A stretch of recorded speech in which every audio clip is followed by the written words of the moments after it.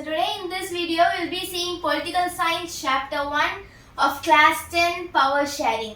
So this is a very simple and easy chapter and interesting chapter. So in this chapter we will be seeing 5 topics which are very small, very simple and very small. First thing we will be seeing about the ethnic composition of Belgium and Sri Lanka. Then second one we will be seeing about the majoritarianism in Sri Lanka, and then accommodation of Belgium, then why power sharing is important, and finally what are the forms of power sharing. These are the 5 topics we will be covering in this chapter, and we will be learning the keywords in this chapter, as well as we will be doing the picture based in this chapter. So first topic is ethnic composition of Belgium. So first, what is ethnic composition? So when people are divided based on shared culture within a country, or it cannot be like particular nationality, it can be from various countries. When people are divided based on some particular group, then they are called as ethnic group. Yes. So in Belgium there is ethnic composition based on languages. So here people are divided based on languages. Those 3 languages are Dutch, French and German. So Dutch speaking people are 59% of the whole population in Belgium, and French people cover 40% in the whole population, and the remaining 1% goes to German speaking. So the region where the Dutch people live is called as Flemish region, and the region where French people live is Wallonia region or Walloon region. It can also be spelled as Walloon. So now coming to the capital city of Brussels. So Brussels is the capital city of Belgium, where the composition is 20% of Dutch and 80% French.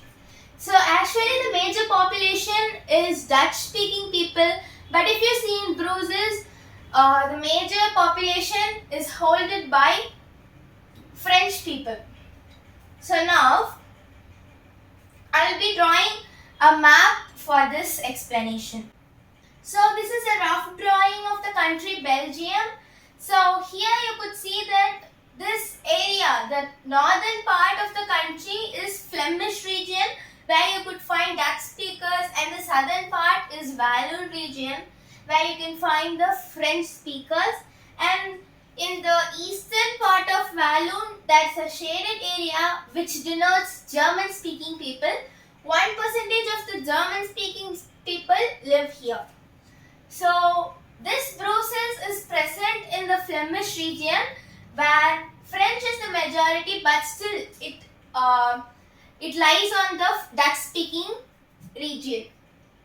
So when you take an overlook on this whole country, the majority is still Dutch, but only in Brussels the majority is held by French. So now we will be seeing about the country's border. Okay, this country shares border with 4 countries. Those are Germany, France, Netherlands and Luxembourg. Okay, Belgium shares its border with these following countries.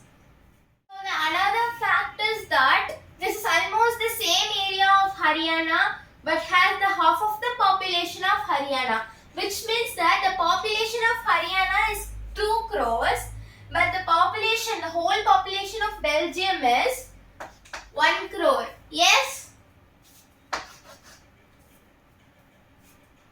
So now we will be moving with the next topic, ethnic composition of Sri Lanka. So when I draw the drawing, it's going to be more complex, but this is an easy way to understand the ethnic composition of Sri Lanka.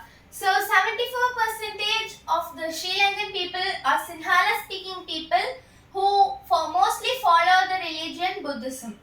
Then 18% of the people are Tamil speaking people.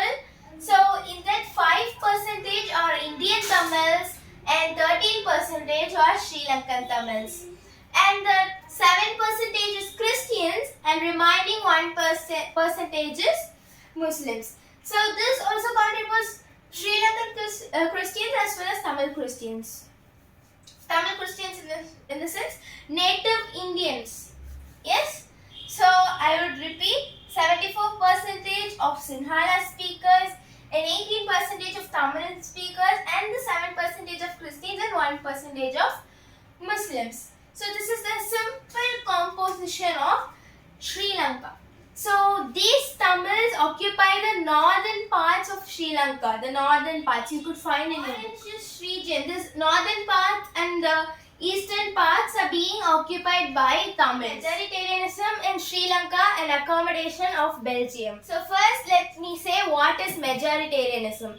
Majoritarianism means ruling of the majority group by ignoring the opinions of minority.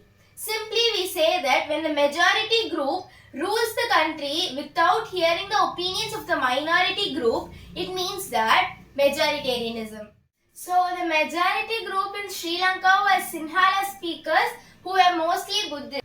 It was mostly on the side of Sinhala speakers, where the constitution was changed frequently, and in 1956 there was an act passed saying that Sinhala was the official language of Sri Lanka, and they also said that they must foster and protect Buddhism, foster in the sense spread Buddhism, and also Sinhala applicants had special preferential policies for universities and government jobs, where Tamils were totally ignored in this area.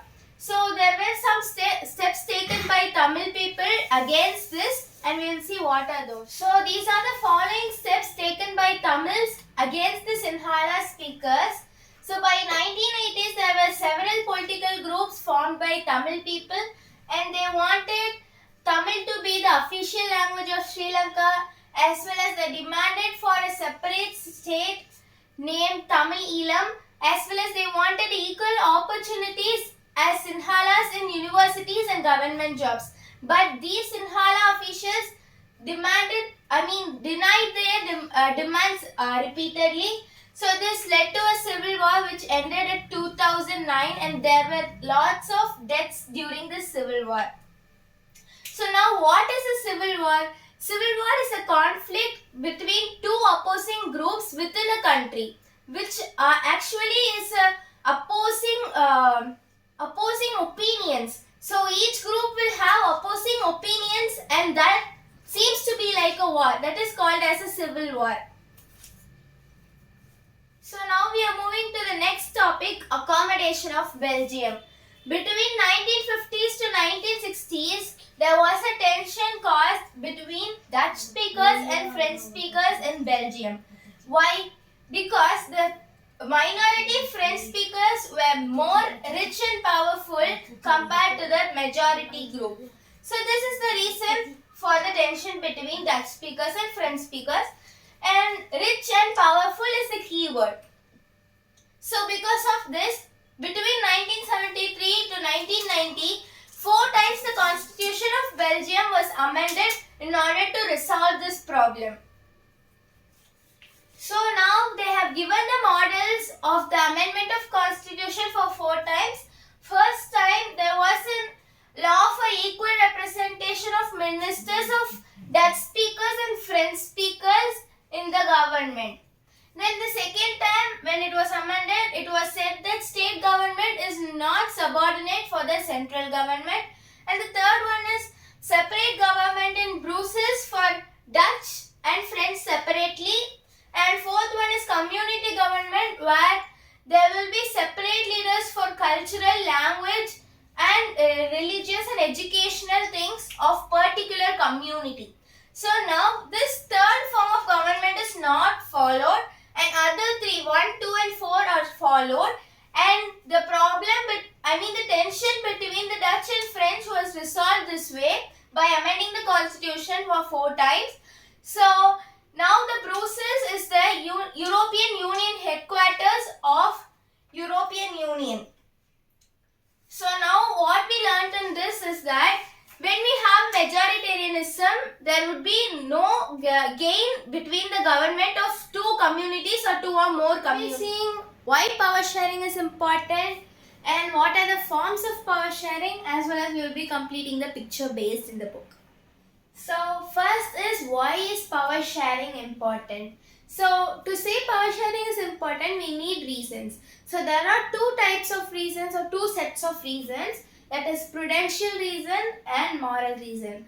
Prudential reason means calculation, careful calculation of gains and losses. So what are the gains of power sharing and what are the losses of power sharing? We are calculating those, and they are giving the prudential reasons. These are the prudential reasons to say that power sharing is really very important and very much needed in a democracy. Yes, so first thing is reduce the possibilities of conflict. When there is a power sharing, it reduces the possibility of conflicts, as well as there will not be political instability as we saw in the French government, yes, in history. So there would not be the possibility of conflicts as well as political instability, and this brings unity in diversity and minorities' rights are being saved. Okay, majority are not ruling over the minority. That means the last point. Yes, unity in diversity as well as there are rights even for the minority groups. So now let's see the set of moral reasons. Okay. Next set of reasons are moral reasons.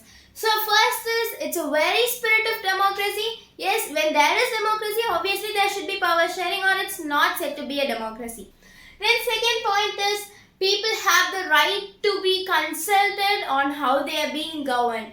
Yes, people are having the rights. Yes, people are the one who are ruling the government. Yes, then the third point is, it's a very legitimate, responsible and as well as accountable form of government. What do you mean by legitimate, responsible or accountable form of government? Which means that they are very much responsible in answering the questions of the people, and they are very accountable, which means also responsible, or they are the one who should be answerable. And legitimate means working according to the constitution. They always work according to the constitution. That's their work, right? So these are the set of reasons which say that power sharing is really important. So now let's move to the next topic. Here are some things we should know which are given in the book. Yes, there may be questions asked by giving these sentences, just they may ask. Idea of power sharing has emerged in the opposition to the notions of undivided power. Explain. They may ask in the exams. So we have to learn everything in the book, not only the given topics. Yes.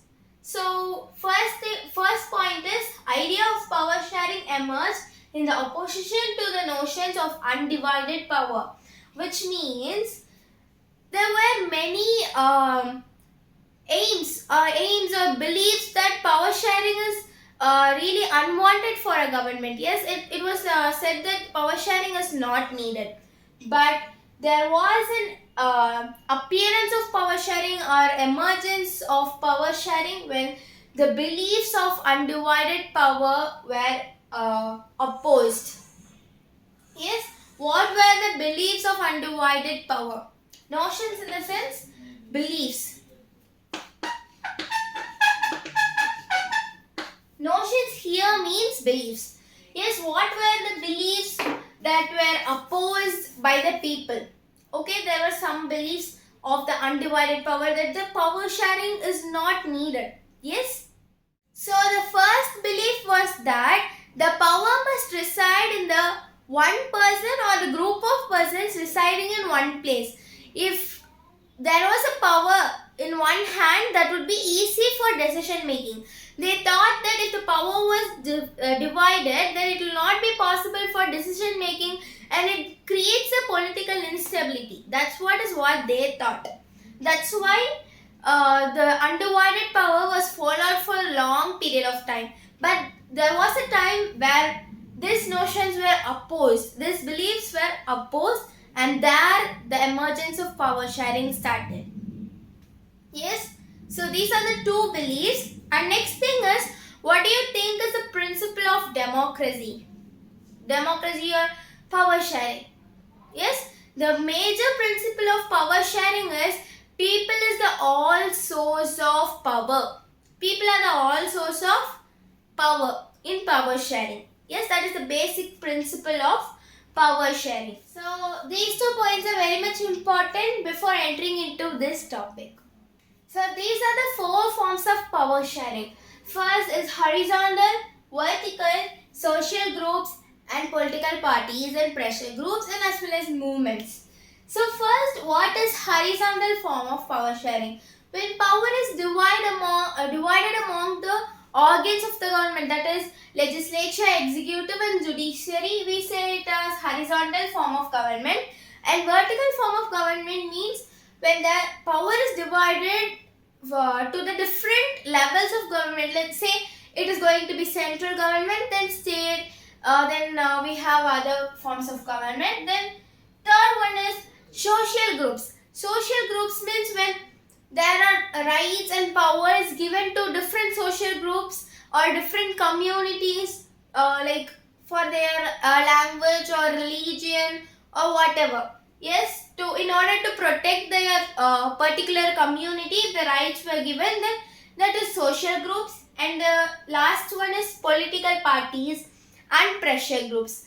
Political parties will be having pressure groups which can be students union or traders union or industrialist union, who are helpful in making some movements such as protests, or if something is against them, they can make a group and they can protest against it. So political parties will have pressure groups which will help them for some movements.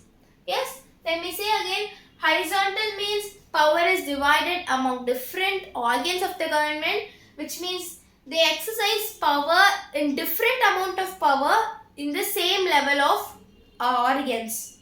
Then vertical means when power is divided among the levels of government, state government, central government. Social groups means power is given to the community, and political parties and pressure groups means these political parties will have some pressure groups such as students union and traders union, which who will be helpful for making some protests and movements. So this horizontal form of government is also called as checks and balances. Checks and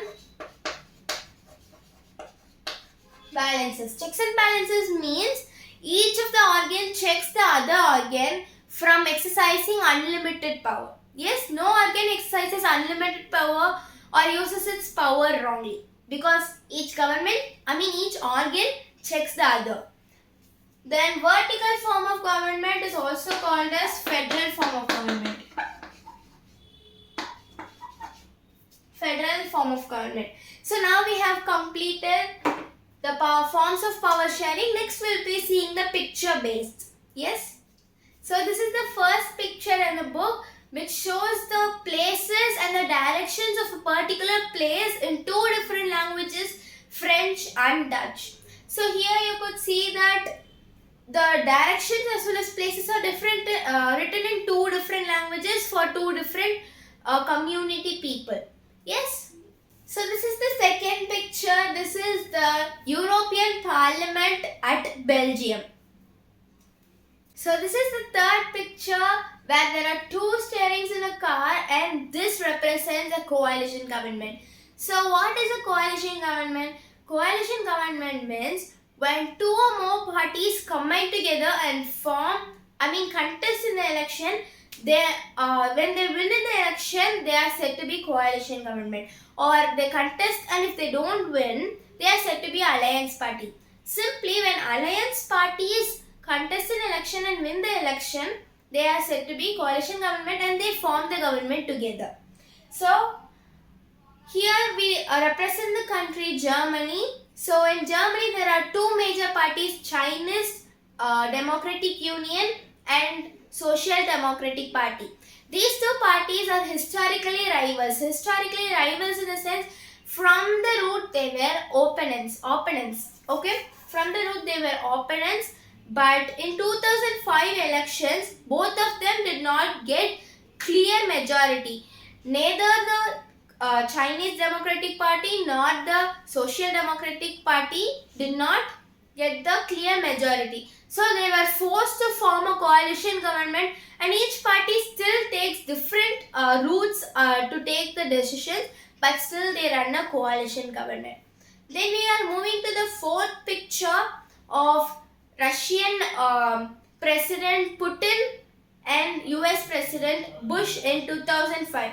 So in 2005 there were laws made which gave more power to President of Russia. At the same time, the US President Bush met the Russian President Vladimir Putin, and here there is a connection between the concentration of power and democracy. Here concentration of power represents Putin and democracy represents US Bush. So now we've completed this chapter and we'll be seeing this one shot soon. Thank you.